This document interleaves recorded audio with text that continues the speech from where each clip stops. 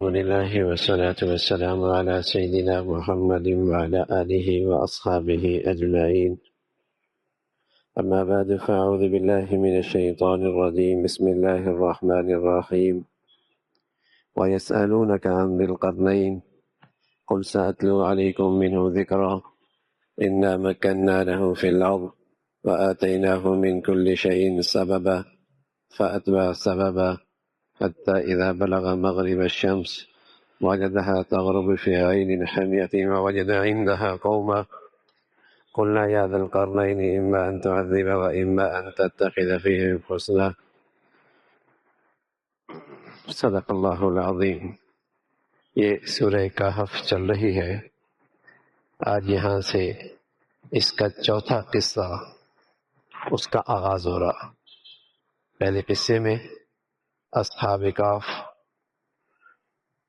اپنی دینی اور ایمانی زندگی میں ثابت قدم اور استقامت کا مظاہرہ کیا اور آنے والی امت کو پیغام دیا کہ دین استقامت کی چیز ہے اور دین پر استقامت اور ثابت قدمی کے لیے کچھ بھی قربان کر دینا پڑے تو سودا گھاٹے کا نہیں ہے، نفع کا ہے. اور جو ایمان اور دین کی قیمت جانتے ہیں وہ اس کی خاطر سب کچھ ہی قربان کر دینا اسی میں اپنی کامیابی سمجھتے ہیں، اور اللہ کی پھر مدد اور نصرت بھی ان کے ساتھ آتی ہے. تو اصحاب کہف میں دین پر ثابت قدمی کا پیغام. دوسرا قصہ باغ والوں کا. اللہ نے اسے دولت تو دی، خوب خوشحالی دی، معاشی اور معیشت کے خوب اچھے اور بڑھیا نقشے اسے دیے، لیکن وہ اپنے اوقات بھول گیا. بجائے شکر گزار رہنے کے اور اس کے اندر عاجزی اور انکساری کے، اس میں غرور، اس میں تکبر، اس میں دولت کا نشہ، اس کے دل میں دوسروں کی حقارت. تو غرور کا سر ہمیشہ نیچے ہی ہوا کرتا، ہمیشہ اس کا انجام رسوائی ہوا کرتی. اللہ نے مجھے اور آپ کو مٹی سے پیدا کیا، منہا خلقناکم، ہم نے آپ کو مٹی سے پیدا کیا. تو مٹی جب تک نیچے رہتی ہے تو بڑے کام کیے، لیکن جب یہ گرد بن جاتی ہے تو پھر اسے جھاڑ دیا جاتا ہے. مٹی جب تک نیچے رہتی ہے آدمی اس سے بہت ساری چیزوں سے کام لیتا ہے، بڑا نفع دیتی ہے، لیکن جب یہ گرد بن جائے اور اپنی جگہ چھوڑ دے تو پھر اسے جھاڑ دیا جاتا ہے، پھر اسے جھاڑ دیا جاتا ہے. تو انسان مٹی سے ہے، اللہ کچھ بھی دے دے مٹی بھی رہے. زمین پہ ہی قدم رہیں، پہاڑوں کو نہیں پھاڑ سکتا. ایسی چال، ایسے لہجہ، ایسے بول، ہاں ہمارا زبان پہاڑوں کو تو نہیں پھاڑ سکتی تیری چال. تو تکبر نہیں، غرور نہیں، عاجزی. جو نعمتیں بڑھے عاجزی ان کے ساری بڑھے. اور یہ خیال رہے جس ذات نے دیا ہے وہ ذات لے بھی سکتی، اور اس کا کرم ہے تو مل گیا. اس کی نظر رحمت نہ ہوتی تو تماشا ہوتا. یہ خیال رہے تاکہ تکبر اور غرور کے برے انجام سے محفوظ رہے. یہ دوسرے واقعے کا سبق. تیسرا واقعہ حضرت خضر، حضرت موسیٰ علیہ السلام کا، کہ جہاں زندگی میں تم بہت ناگواریاں دیکھو تو فوراً پریشان نہ ہوا کرو. پہلی بات تو یہ بتائی کہ قدم اٹھانے سے پہلے اللہ کے علم اور اللہ پہ بھروسہ کرو. پھر جب تمہیں کچھ ناگواریاں نظر آئیں تو فوراً اللہ سے بدگمان نہ ہو، بے صبری کا مظاہرہ نہ کرو. اس ناگواری کے پیچھے جو حقیقت ہوتی ہے بسا اوقات وہ بہت شاندار ہوتی ہے. جلدی پریشان نہ ہو جایا کرو، اللہ تعالیٰ سے جلدی بدگمان نہ ہو، بے صبری کا مظاہرہ نہ کرو. اللہ تعالیٰ سے حسن ظن رکھو، اللہ تعالیٰ سے حسن ظن رکھو اور صبر کا مظاہرہ کرو تو یہ ناگواری کے اندر بھی اللہ کو یہ قدرت ہے کہ اچھا نتیجہ تمہیں دے دے. تو یہ تیسرے واقعے میں سبق ملا. آج یہ چوتھا واقعہ ہے جس کے آغاز حضرت ذوالقرنین سے شروع ہو رہا ہے. اگر یوں کہیں کہ اس کا پیغام کیا ہے، اس کا سبق کیا ہے، اس کا سبق یہ ہے کہ اللہ نے اقتدار بھی دی، غیر معمولی اقتدار دیا، اور اتنی بڑا سلطنت چلانے کے لیے ہر قسم کے اسباب و وسائل بھی مہیا کیے، علم بھی دیا، عقل بھی دیے، مادی اسباب و وسائل بھی خوب دیے.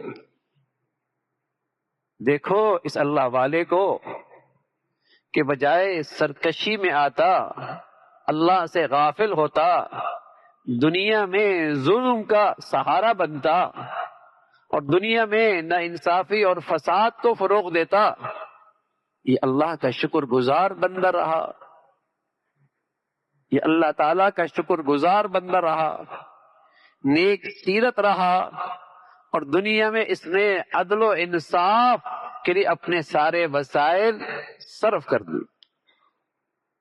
تو پیغام کیا ملا؟ اللہ کتنا بھی آگے بڑھائے، شکر گزار رہنا چاہیے.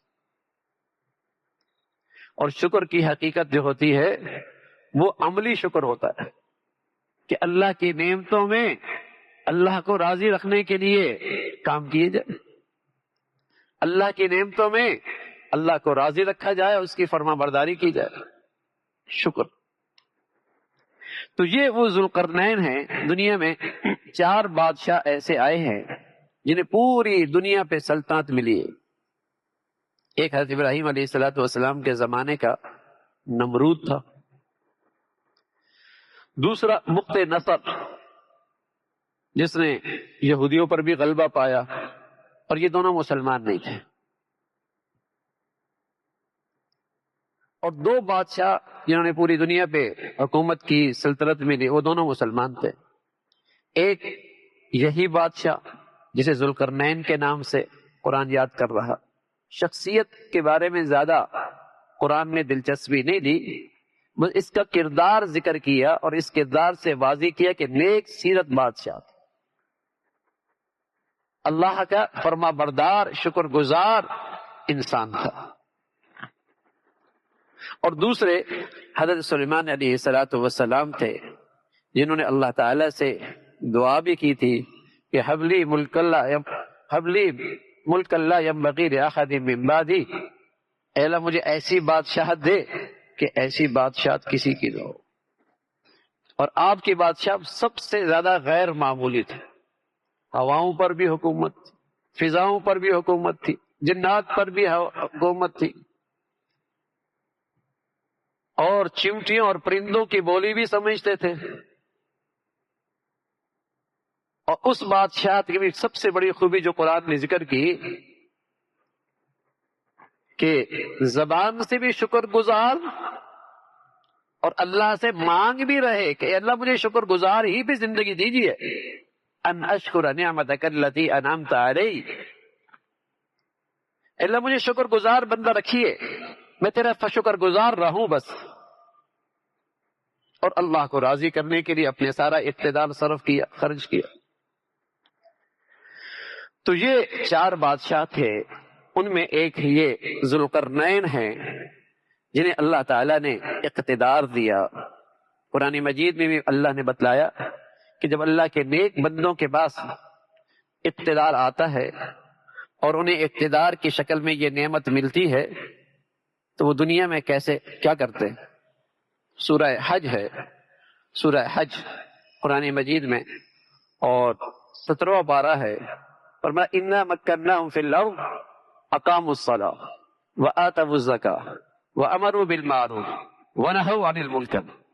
جب اللہ کے سچے فرما برداروں کو زمین پہ اقتدار ملتی ہے، اس نعمت کا وہ حق ادا کرتے، وہ اس نعمت کا شکر ادا کرتے کہ پوری اپنی سلطنت میں اللہ کی بندگی کا سازگار ماحول بناتے.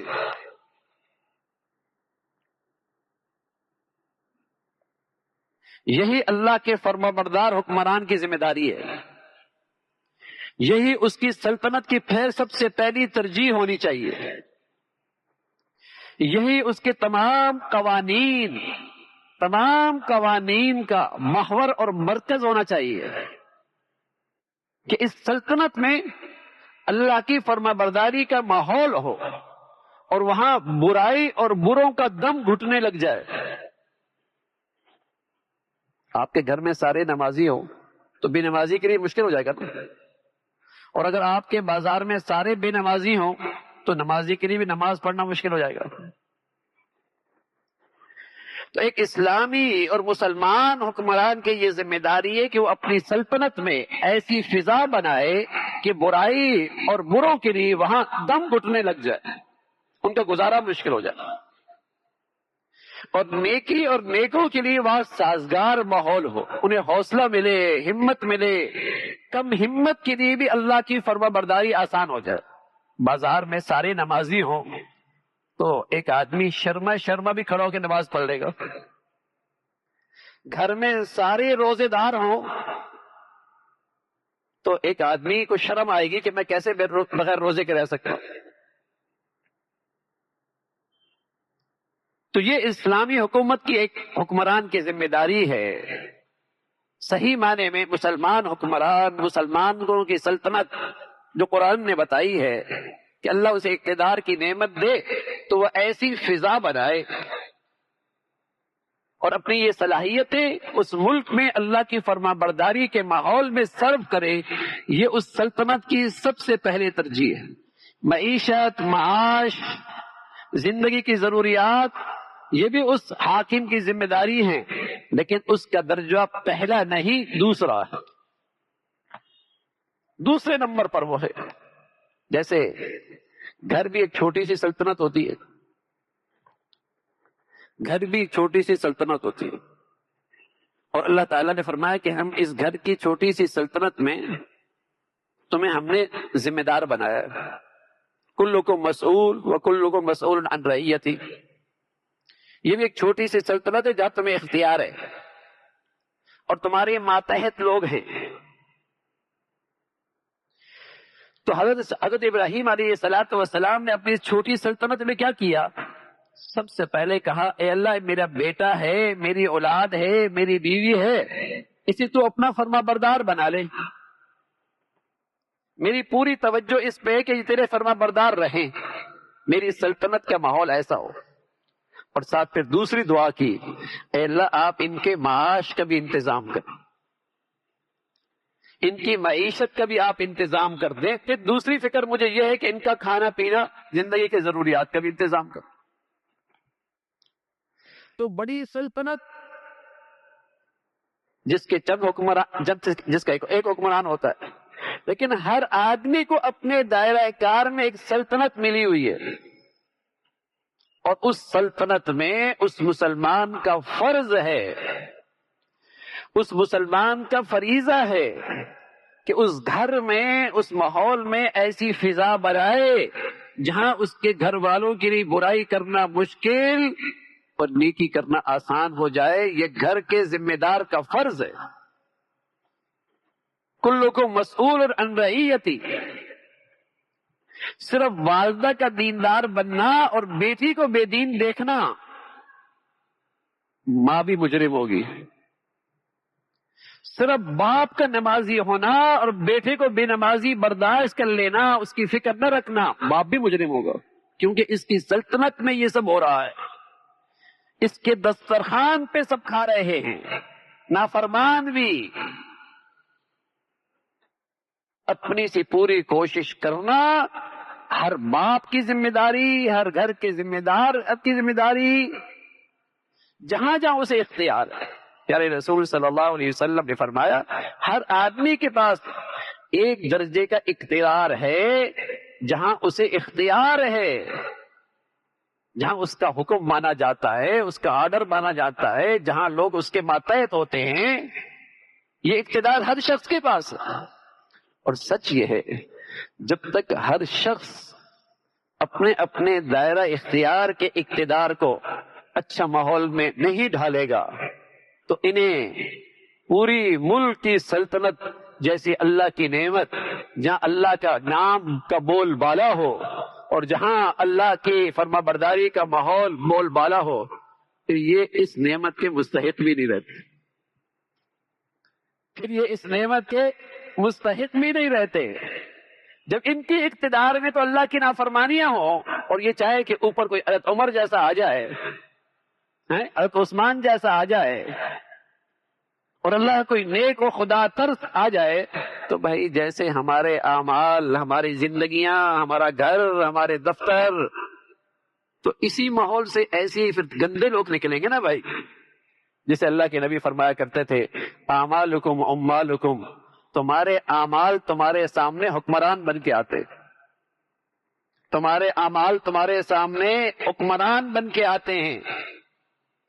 جب تمہارے اپنے دائرہ کار میں ناانصافی، ظلم، عہد شکنی، جھوٹ، خیانت جب یہ عام ہوگی تو یہی اعمال تمہارے سامنے حکمرانوں کی شکل میں آئیں گے، اور وہ ان چیزوں میں پھر امام ہوں گے، ہاں پھر وہ ان چیزوں کے لیڈر ہوں گے، جھوٹ بولنے میں، خیانت کرنے میں، وہ پھر اس کے قیادت کر رہے ہوں گے۔ اللہ کے نبی صلی اللہ علیہ وسلم فرمایا جیسا ماحول ہوگا۔ تو یہ خدا ترس حکمران تھا ذوالقرنین، اللہ نے اسے اقتدار دیا، حکومت دی، مادی وسائل دیے، حکومت چلانے کی عقل، علم دیا، لیکن یہ شخص اللہ کا فرما بردار، شکر گزار، اور ان تمام وسائل کو اللہ کی فرما برداری میں اور لوگوں میں اور انسانیت میں عدل و انصاف قائم کرنے میں صرف کر رہا، عدل و انصاف قائم کرنے میں صرف کر۔ اور اس نے جب اس نے سفر شروع کیا، پہلا سفر اس کا مغرب کی طرف، 3 سفر تھے اسے، مغرب کے کنارے پر، مشرق کے کنارے پہ 3 سفر اس کے ہوئے۔ پہلا مغرب کا کنارہ، اور جب آپ بالکل سمندر میں سفر کر رہے ہوں تو آپ کو سمندر سے سورج نکلتی ہوئی نظر آتا ہے، سورج ہی میں، سمندر ہی میں غروب ہوتی ہوئی نظر آتا ہے، اور کہیں آپ پہاڑوں کی دنیا میں رہ رہے ہوں تو سورج بھی آپ کو پہاڑ سے نکلتا ہوا نظر آتا ہے اور پہاڑ ہی میں غروب ہوتی ہوئی نظر آتا ہے، حالانکہ سورج غروب نہیں ہوتا، وہ تو 12 مہینے گھوم رہا ہوتا ہے، زمین کے گرد چکر لگا رہا ہوتا ہے۔ تو یہ اس کنارے پہ پہنچے کہ جہاں آگے ندی، نالا، پانی، تو اسے یوں محسوس ہوا، منظر یوں لگا جیسے سورج پانی کے اندر غروب ہو رہا۔ وہاں پہنچ گیا، اور وہاں پہنچ کر اس نے دیکھا کہ کچھ لوگ، ایک بستی ہے، کچھ لوگ ہیں، اور وہ اچھے لوگ نہیں، ظالم ہیں، اپنی زندگی میں اللہ کے حق میں اور مخلوق میں حق میں ناانصافیاں کرتے ہیں، اللہ کا بھی حق پامال کرتے ہیں، مخلوق کے بھی حق ضائع کرتے ہیں، ظالم ہیں، مفسد ہیں، فسادی ہیں۔ تو آپ نے ان سے کہا کہ اگر ظلم کرو گے تو پھر میں تمہیں سزا دوں۔ اجتماعی نظام میں، سلطنت کے نظام میں امن قائم کرنے کے لیے سرکشوں کو سزا بھی ضروری ہے، ظالم کی سزا بھی ضروری ہے، زیادتی کرنے فسادی والیوں کی سزا بھی ضروری ہے، اسلام یہی کہتا ہے۔ اور نیک لوگوں کے لیے، پارسا لوگوں کے لیے، انصاف پسند لوگوں کے لیے ان کی حوصلہ افزائی، ان کی سرپرستی، یہ بھی ضروری ہے۔ یہ اسلام کا قانون، یہ قانون عدل ہے۔ لیکن انگریز کا قانون کیا ہے؟ انگریز کا قانون یہ ہے جس نے آج دنیا کو سفائے امن کے فساد دیا ہے، اور دنیا میں فساد ہی فساد ہے۔ اس کے قانون کی خاصیت یہ ہے کہ ظالم کو سزا نہیں، سزا اس کو دو جو اس کے مفادات کے خلاف ہو۔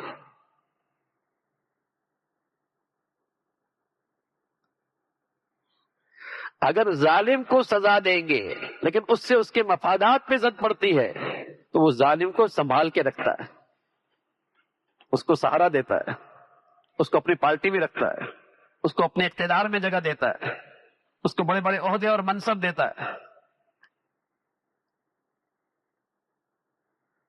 تو انگریز مفاد کی بنیاد پر سزائیں دیتا ہے، اسلام عدل کی بنیاد پر سزائیں دیتا ہے۔ تو اس لیے آج دنیا میں بدامنی ہے کہ آج انسانوں کا بنایا ہوا قانون دنیا میں رائج ہے کہ چونکہ ظالم میرا ہے، میرے گروہ کا ہے، میری جماعت کا ہے، میرے اقتدار کا حصہ ہے، میرے مفادات اس سے وابستہ ہیں، اسے بچا لیتا ہے، اسے بچا لیتا ہے۔ یا وہ بڑی جماعت کا آدمی ہے، بڑے قبیلے کا آدمی ہے، بڑے خاندان کا آدمی ہے، معاشرے اور سوسائٹی میں اس کا بڑا جتھا ہے، اس لیے اسے میں سزا دوں گا تو میرا اقتدار خطرے میں ہے۔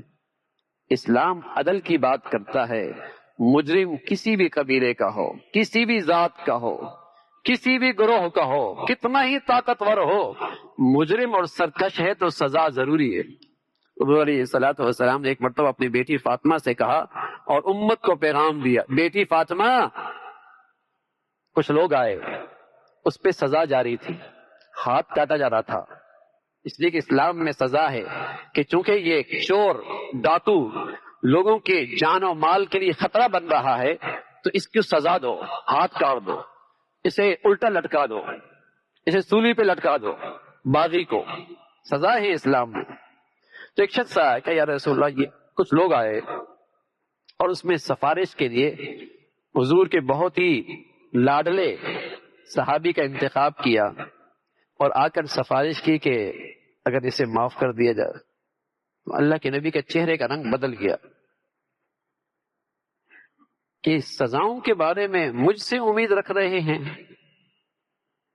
کہ میں اس میں نرمی دکھاؤں گا۔ ناراض ہو گئے اور پھر فرمایا، محمد کی رب کی قسم، اور محمد فاطمہ بنت محمد اگر وہ بھی چوری کرے گی میں اس کا بھی ہاتھ کاٹ دوں گا۔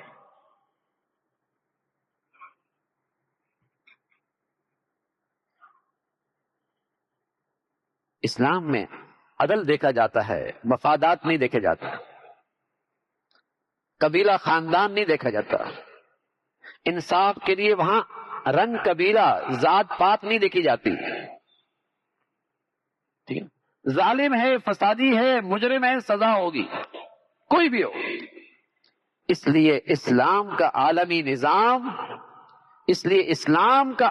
نظام پورے عالم کے لیے امن کی ضمانت دیتا ہے۔ لیکن اب تو اسلام کے پیروکاروں کو خود اسلام کے امن کے نظام پہ اعتماد نہیں ہے اور خود ان کی زمینیں اس سے خالی ہیں۔ عدل، انصاف، تو دنیا میں آج بدامنی اس لیے ہے کہ آج ظلم کا سہارا بنتا ہے اقتدار، طاقت سہارا بنتی ہے ظالم کی، جس سے دنیا میں سرکشی اور بڑھتی۔ تو یہ اللہ کا نیک بدلہ تھا اور اس کے سامنے یہ لوگ آئے، عرض کریں گے انشاءاللہ۔ اللہم لک الحمد کلو ولک الشکر کلو، اللہم اعنا علی ذکرک و شکرک و حسن عبادتک، نستغفر اللہ ونتوب الیک، نستغفر اللہ ونتوب الیک، سبحان ربک رب العزة عما یصفون وسلام علی المرسلین والحمد للہ۔